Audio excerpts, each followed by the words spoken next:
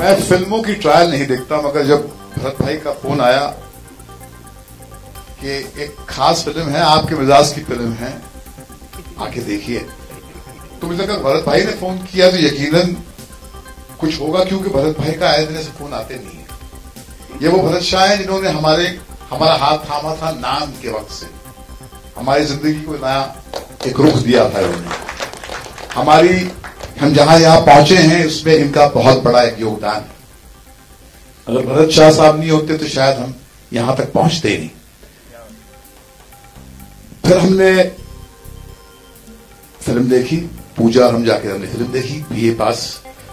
हमने ट्रेलर देखा था अपने दफ्तर में, अजय जी आए थे और हमने ट्रेलर देख के हम जिस तरह आप लोग ने भाप लिया ना कि कुछ है इसके अंदर, वंस मोर बोल रहे थे ना, कौन बोल रहा था, हाथ उठा था ना, राजा। हाँ करेक्ट भैया, बिल्कुल समझ तुम्हारी सही है। तो मुझे लगा कुछ है इसके अंदर। तो हम जब गए थे तो हमको उम्मीद तो थी कि पिक्चर अच्छी होगी, मगर इतनी अच्छी होगी इसका हमें बिल्कुल अंदाजा ही नहीं था।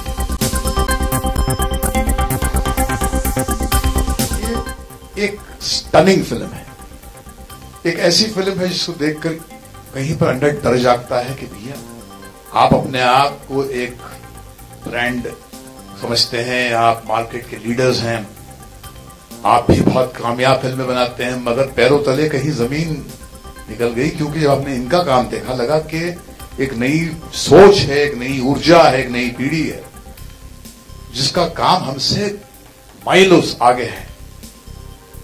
शिल्पा, शादाब, देव, इनकी परफॉर्मेंस जानलेवा है। मतलब शिल्पा जैसी हिम्मत वाली लड़की मैंने देखी ही नहीं, इतनी ईमानदार परफॉर्मेंस। शादाब की इनोसेंस, देव, जॉनी तुझे छोड़ूंगा नहीं मैं, मगर ऐसा काम तभी हो सकता है जैसे शिल्पा जी कहती कि ये जब आपके दिल से एक ईमानदारी की एक स्ट्रीम जिसे गंगोत्री से निकलती है, जो गंगा मां, तो कहां तक पहुंचती है। ये पॉसिबल ही नहीं है कि हम आपके साथ सामने खड़े होकर इतनी शिद्दत से एक ऐसी फिल्म की बात कर रहे हैं जिसके बारे में शायद आपने सुना ही नहीं होगा, और जिसको भरत भाई ने ऐसी भी, ये वही भरत शाह है जिसने पहले मर्तबा देवदास बनाई थी। उन जमाने में 60 करोड़ का आंकड़ा सुनने को नहीं मिलता था। तो यही है, कुछ अदा है अजय पहल में, जिसको देखकर भरत भाई ने अपना तो सब कुछ दांव पे लगाया यहां पर, और हम इसके साथ में खड़े हैं, क्योंकि मुझे इस बात का यकीन है, और मैं सोच समझ के कह रहा हूं, मुझे इस बात का यकीन है कि इस चेहरे को देख लीजिए, ये हमारी फिल्म इंडस्ट्री का एक लीडिंग प्लेयर है। He is a star in making. And ये जो कलाकार हैं, ये जो एक्टर्स हैं यहां पर, इनको भी जरा देख लीजिए। हमने यही दावा किया था आशिकी के टाइम पे, लोगों को लगता था ये तो बड़ा बोलता है अपने बारे में।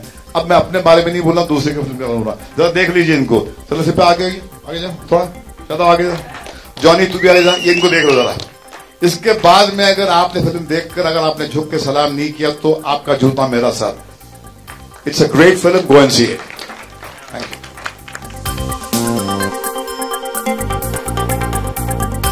शॉर्ट स्टोरी पे आधारित है, और ये हिंदुस्तान की ऐसी ग्रिम रियलिटी को इतने एंगेजिंग अंदाज से पेश करती है। ट्रेलर देख के लगता है कि कुछ थोड़ी सी शरारती फिल्म है, मगर नहीं, वो सेक्सुअल कंपोनेंट है, बिना निडर होके इन्होंने पेश किया है। मगर वो देखते देखते जिंदगी की ऐसी कड़वाहट आपको घेरती है कि जिससे फिर निकलकर आप उसको इस फिल्म से अपना दामन आप बचा नहीं पाते हैं। एक ऐसी फिल्म, कोई भी नई सोच जो है ना, उसको अपने आप को असर्ट करने के लिए बहुत कुछ करना पड़ता। हमारा जब सफर शुरू हुआ था फिल्म इंडस्ट्री में, हमको भी इसी तरह से जद्दोजहद करके यहां तक पहुंचना पड़ा। इसमें कुछ लोग मिलते हैं, जिसमें हमने कहा कि भरत शाह साहब मिले थे, हमारा हाथ थामा था। ऐसे ही हमको लगता है कि हमारा फर्ज है कि हम अजय का हाथ थाम कर उसे एक जीना चढ़ा दें। यही जिंदगी का एक तरीका होता है। मगर ये उम्मीद करना कि जब कुछ आप नया करेंगे, कुछ अनयूजुअल करेंगे और दुनिया आपके लिए रेड कार्पेट बिछा देगी, ऐसा नहीं होगा। क्योंकि फिर जब नया कुछ आता है, वो पुराने को हिलाता है, उसकी जड़ों को उखाड़ता है। वो एक थ्रेट होता है। पुराने सोच का जब तक पूरी तरह वो खात्मा नहीं कर सकता वो तब तक वो अपने फुल फॉर्म में आता नहीं। तो हमेशा नया काम जो होता है उसको अपने आप को वहां तक पहुंचाने के लिए बहुत ज्यादा मेहनत करनी पड़ती है, और इस मेहनत में कुछ लोग साथ देते हैं, मगर टैलेंट एक ऐसी चीज है जिसको आप रोक ही नहीं सकते। आज नहीं कल ये आप, मेरा दावा है कि बीए पास का जिक्र सालों तक होता रहेगा। बहुत सारी फिल्में हैं जिसमें बहुत बड़े स्टार्स हैं, वो ओपनिंग वीकेंड के बाद में उनका नामो निशान नहीं रहेगा, मगर ये 25-30 साल बाद में इस फिल्म का जिक्र होगा। It's a path breaking film. सुनना चाहते हैं एरोटिका का, हिंदुस्तानी हेरिटेज, वात्सायन की नहीं, कामसूत्र का शहर मुल्क है नहीं हमारा, तो ये हमने इसको जन्म नहीं दिया है, ये हमारे पुरखों की देन है।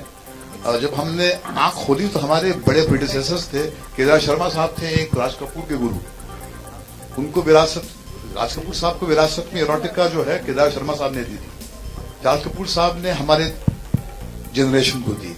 तो एरोटिका कोई नई कोई क्रिएशन है नहीं।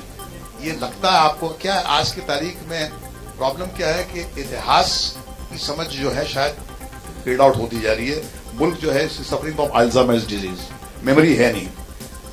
एक बहुत बड़ा एक इतिहास है, erotica was always a part इस मुल्क ने जिसमें हमने सेक्सुअल प्लेजर को एक बहुत ही सिग्निफिकेंट प्लेस दी है। और ये अगर आप इसको एक एरोटिक फिल्म कह रहे हैं तो शायद इसको आप डिफाइन सही नहीं कर रहे हैं, क्योंकि इसके अंदर एक सेक्सुअल कंपोनेंट जरूर है, मगर ये केवल एक टिटिलेटिंग फिल्म नहीं है, ये एक कड़वी सच्चाई, एक तन्हाई जो है आज के दौर की, उसको दर्शाती है। ये आपके रूह के अंदर पहुंच जाती है, केवल जिस्म तक सीमित नहीं है फिल्म। तो ये फिल्म जो है इस कैटेगरी में बैठती नहीं मेरे हिसाब से। हाँ, इसमें सेक्सुअल कंपोनेंट है, और सेक्सुअल कंपोनेंट को बहुत ही निडर होकर इन्होंने इस्तेमाल किया। 3 की अर्थ कहां बोल्ड,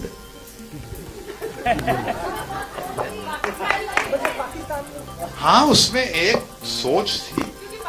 देखिए नहीं, देखिए अर्थ की सोच आज भी बहुत ही बोल्ड है, क्योंकि सेल्फ एक्चुअलाइजेशन की का जो एक इशू हमने उस फिल्म में रेस किया था कि कांपते हुए हो पैर अपने होने चाहिए, और मर्द के बगैर औरत संपूर्ण है, वो बिना किसी मर्द पे लीन किए अपनी जिंदगी जी सकती है, क्योंकि औरतें अक्सर बैसाखी ही बनाती हैं, और कहा गया है कि बिना हमारे तो तुम तो चल ही नहीं सकती है। ये हमको कहा गया, हमारे माइथोलॉजी से कहा गया है कि नारी संपूर्ण नहीं है। तो वो सोच को कहीं पर 84 में हमने उसको सेंटर स्टेज पे रखा था। उसको इसका जिक्र 25 साल 30 साल बाद भी अगर हो रहा है तो उसकी एक एंड्योरिंग वैल्यू इसलिए क्योंकि उसके अंदर सत्य जो है कहीं पर छुपा हुआ है। हाँ, पाकिस्तान में उस फिल्म को शान जो है वहां के सुपरस्टार इसलिए बना रहे हैं क्योंकि उनको लगता है कि मौजूदा पाकिस्तान में वहां पर औरतों की सोच भी सर चढ़ के बोल रही है। जेंडर इक्वालिटी का जो इश्यू है वो पूरा साउथ एशिया का इश्यू हो गया, केवल मुंबई का या दिल्ली का या हमारे मेट्रोज का नहीं है, बांग्लादेश में भी है, श्रीलंका में भी है, तो ये एक इश्यू नेपाल में भी है। तो ये औरतों की एक सोच जो है वो आज सर चढ़ के बोल रही है, इसलिए शायद वो बना रहे हैं। मैंने जितनी तारीफ की है बीए पास के बारे में कम की है, क्योंकि मेरे हिसाब से अजय बहल जो है आने वाले कल का एक सुपरस्टार डायरेक्टर इमर्ज होने वाला है। उसने हिंदुस्तानी सोच के जरिए आज के मॉडर्न हिंदुस्तान की कड़ी सच्चाइयों को छुआ है और बहुत ही एंगेजिंग वे से उसको प्रेजेंट किया है। एक थ्रिलर फॉर्मेट के जॉनर में सर्व किया है और मुझे लगता है कि ये फिल्म आने वाले कल में तहलका मचा देगी। देखिए, रमजान का जो महीना होता है पाक महीना होता है, जिसमें लोग आपसी करवाहट से अपना दामन छुड़ाकर अमन चैन भाईचारे की प्रेम की बात करते हैं। और इफ्तार की पार्टी हो और हमारे दो अपने मिलें और गले न लगे, ये तो पॉसिबल ही नहीं था। दोनों ने गले लगकर एक ऐसा संदेश भेजा है मुल्क में कि भैया के घर में झगड़े होते हैं, दूरियां आ जाती हैं, मगर ऐसी दूरियां भी नहीं आ जाती हैं कि हम फिर गले मिल नहीं पाए। तो मेरे तरफ से दोनों को बहुत बहुत बधाई। उन्होंने बहुत बहुत पॉजिटिव एक माहौल क्रिएट किया है इस मुल्क में, क्योंकि यहाँ पर सिर्फ जहर और मारपीट की बातें हैं। तो हम फिल्म वाले जो हैं प्रेम की बात करते हैं, और ये दोनों ने सुपरस्टार्स ने गले लगकर प्रेम का एक संदेश दिया रमजान के इस पाक महीने। देखिए, वो दुकानदारी हर चीज में नहीं देखनी चाहिए। मुझे लगता है कि इफ्तार का एक अवसर था, रमजान का महीना था, दो हमारे अपने सुपरस्टार्स हैं, उन्होंने एक दूसरे को आमने सामने देखकर वही किया जो रमजान के महीने में लोग करते हैं, आगे बढ़कर शिद्दत से गले लगते हैं और पुराने बैर जो हैं उसको इतिहास के कूड़े करकट में फेंककर एक नई सुबह, एक नई जीवन की शुरुआत करते हैं।